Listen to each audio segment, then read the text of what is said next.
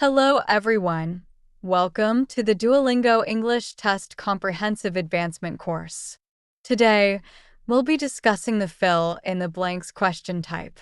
Let's start with an introduction to this question format. The format of fill in the blanks questions is quite simple. During the test, you will see a sentence on the screen, usually no longer than 20 words.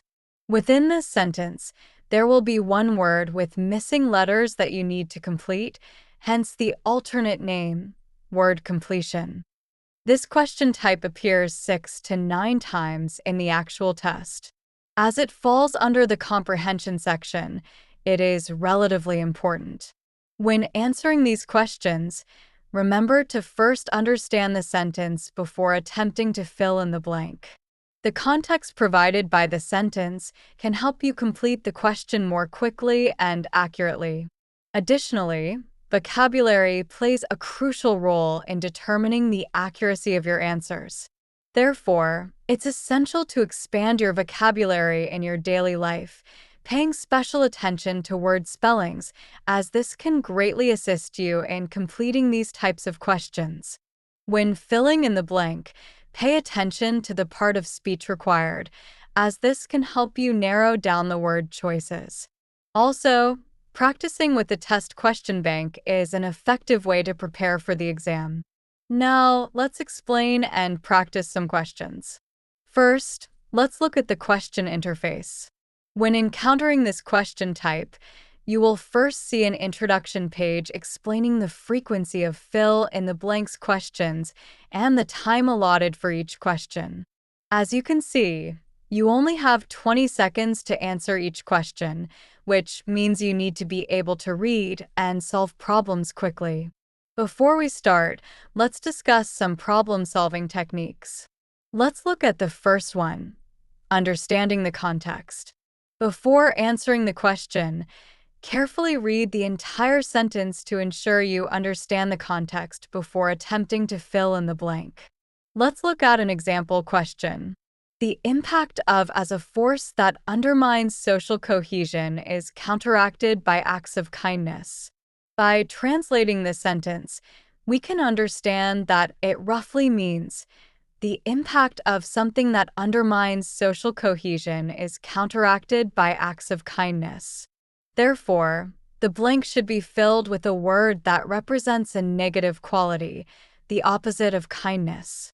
The word wickedness means evil and fits the context well. With this, we have the answer to this question. Let's look at another question. Hey, remember to those party invitations to all the guests, we need to spread the word quickly. This sentence can be roughly translated as, remember to do something with those party invitations to all the guests. We need to spread the word quickly. So, we can understand that the context of the sentence is about distributing party invitations and the need to spread the message quickly. The word circulate means to distribute or pass around, which fits the context, indicating that the invitations should be distributed to all guests. This way, we have solved this question. Let's look at problem-solving technique 2, paying attention to keywords.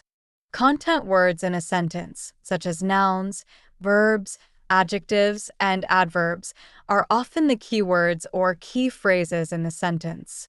By analyzing these words, we can sometimes determine the word that needs to be filled in. Let's look at a specific question. An election winner is determined when the votes for one candidate the votes for the other candidates. This sentence means that when one candidate's vote count does something to the other candidate's vote counts, the election winner is determined. In this sentence, the keywords votes and winner imply that the winner has more votes. The word outnumber means to exceed in number, which fits the context, indicating that one candidate's vote count exceeds the other candidates, resulting in their victory. Let's look at the next problem-solving technique, logical inference. We can answer questions based on logical reasoning or common sense. Let's look at an example question. Despite heavy rain, a large turned up to support the local soccer team.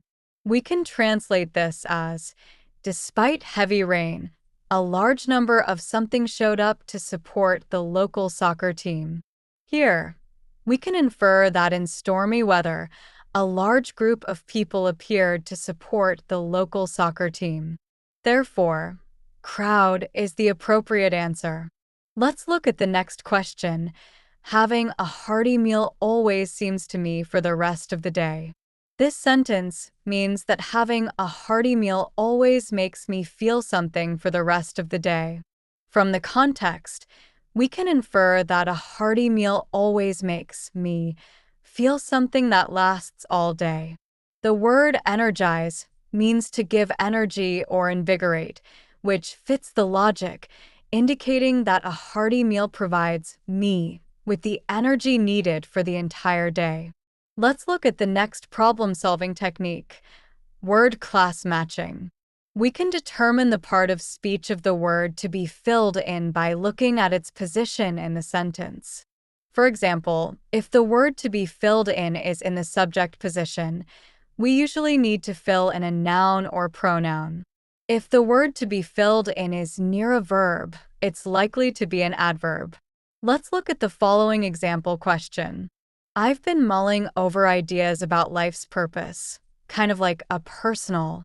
This sentence means, I've been thinking about ideas regarding life's purpose, kind of like a personal something. The word to be filled in is after the adjective personal, so it should be a noun to form a noun phrase. The word philosophy means a set of ideas about life, and it is a noun that fits the grammatical requirements of the sentence, indicating that I have been thinking about ideas regarding life's purpose, forming a kind of personal philosophy. Let's look at another problem-solving technique, word roots and affixes. Sometimes we can infer the word to be filled in based on the meaning of its root and affixes. Let's look at the following question. Smiling at her finished painting, she was to see her emotions coming to life on the canvas. This sentence means, she smiled at her finished painting, she was something to see her emotions coming to life on the canvas. The sentence describes her feelings when looking at her completed painting. Smiling implies a positive emotion. The root, pli, means satisfaction, happiness, and the suffix, ed, indicates the past participle of an adjective. Therefore, pleased, meaning happy or satisfied, fits the context, expressing that she was satisfied with her painting. Let's look at the next question. In the film, the storm was used to indicate the character's inner turmoil. This sentence means, in the film, the storm was used to somehow indicate the character's inner turmoil. Here, the prefix symbol dash represents symbolize, and this word is after a verb, so it is most likely an adverb. Therefore, the word we need to fill in is symbolically, and with that, we have completed this question. Next, we will begin intensive practice on fill-in-the-blanks questions. You can pause this video at any time to practice or check the answers. Please note that the answers filled in here are random letters. If you'd like to see the correct answers, please look for the green word displayed after clicking Submit. That's the correct answer.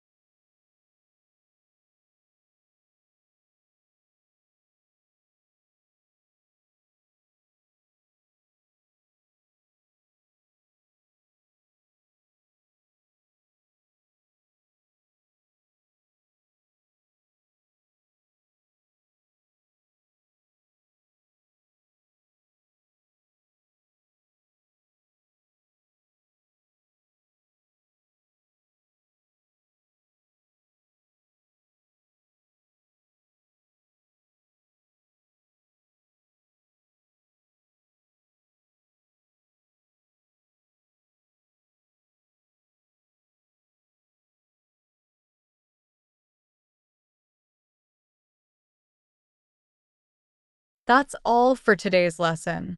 Please follow our YouTube channel for more Duolingo English test preparation videos. See you in our next lesson.